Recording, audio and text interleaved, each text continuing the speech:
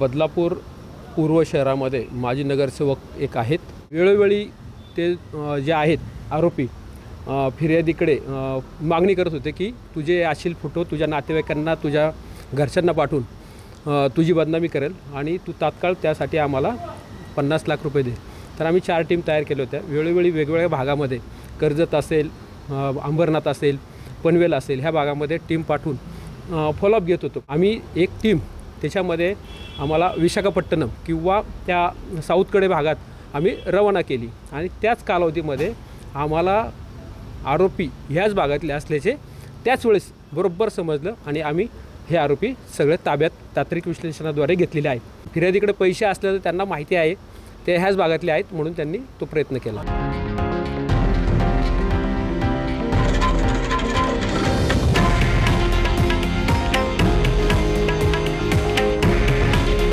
हे आहे देशातील नंबर 1 न्यूज नेटवर्क आणि आपण पाहत आहात TV9 मराठी। काळजी तुमची, हित महाराष्ट्राचं।